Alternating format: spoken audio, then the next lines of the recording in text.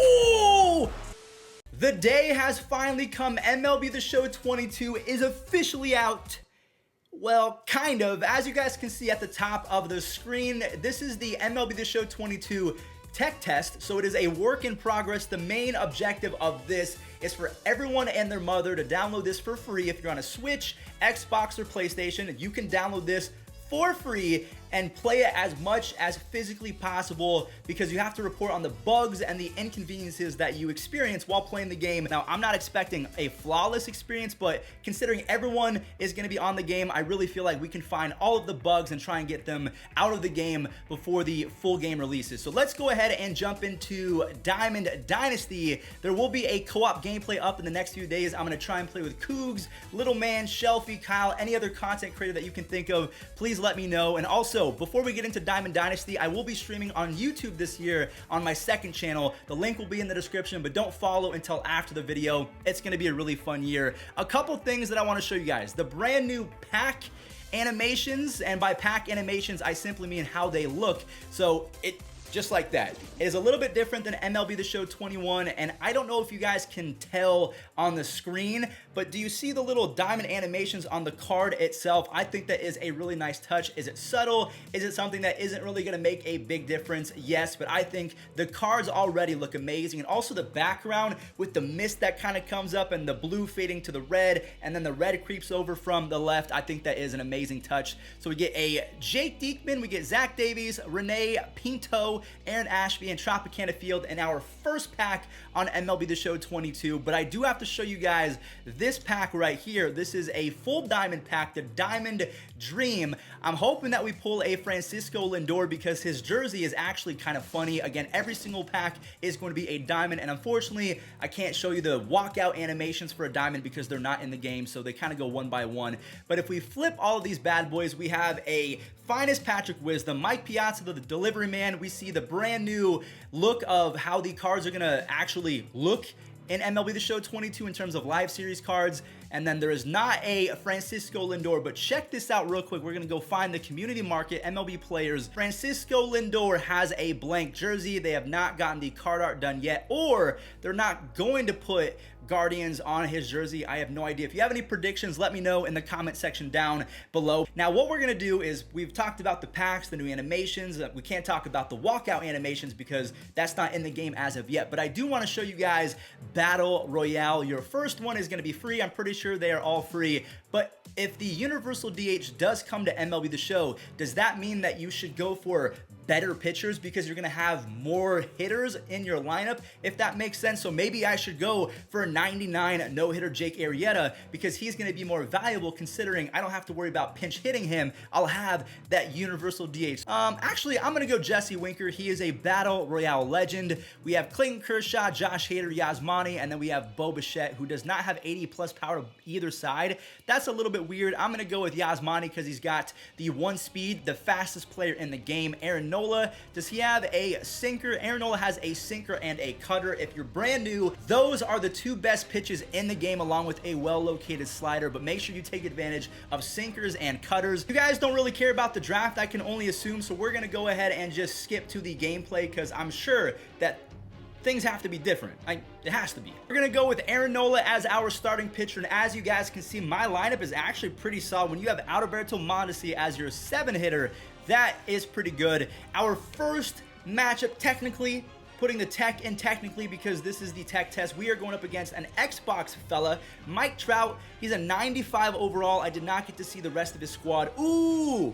That is a really, really cool intro. One thing that you guys are gonna notice is something called the PCI anchor. I'm gonna show you that in just a second, but if you're wondering, I use diamonds, I use a wedge or something like that, and then for the outer, I don't have any, and then I like to have my transparency at 100. I've started to do that lately, but do you see the little dots? Where they go? We might have to go ahead. Oh, there they are. So if you move your stick around and then you click on L3, where PCI will actually anchor in that position. So I'm going to start it down below, and that is a really good pitch, and I'm going to go ahead and move it towards the middle now because I just want to play like a normal person. Let me see.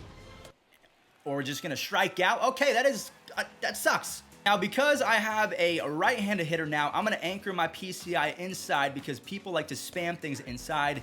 and then he throws a sinker directly over the heart of the plate. But he's got to go inside at least once, or he is going to just, there we go. Power swing plus Jesse Winker plus very early equals a 1-2-3 inning for the good guys. Let's see if I can pitch. I want to see if anything's different. Now, there is one thing I want you guys to look at. In the bottom right, there is a small little blue dot right by the Atlanta that is in red. That is a momentum meter or something like that. So the game is trying to calculate who has the most momentum and who has the best odds of winning that game as we strike out Mike Trout. I should turn on button accuracy, but I'm a little bit too lazy. But yes, if you're wondering who the game thinks is going to win, just look at that little blue thing down there. Just hold on. He kind of messed me up, so they might have to...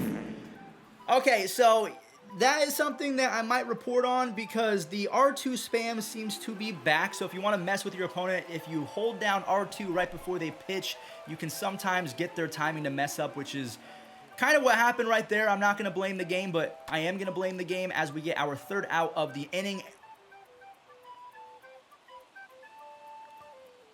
Apparently not. All right, well, my settings are kind of all over the place. I don't know where this ball is going. If you use this outfield indicator, you are a crazy person. But yeah, we give up an absolute moon bomb to Jorge Soler. Wasn't my fault, though. There we go. Yasmani, of course, I could rely on him to get the job done. 1 speed. I know he thinks he's Lightning McQueen, but you better just stay at first base, buddy.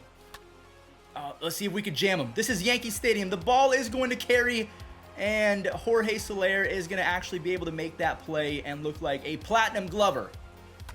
Don't you dare. Don't you dare. Nick Madrigal is really good at second base. 73 speed. We are able to beat it out. I'm going to hit a bomb. I am angry right now. Mondesi is coming to play. I'm actually going to predict it. He's going to go with a sinker outside or a sinker right in my wheelhouse, and I somehow miss it. Did they give Mondesi 88 speed? Also, I don't know if the attributes are final, so even though he has 88 speed, it might not be that low when the game actually gets released, so remember that.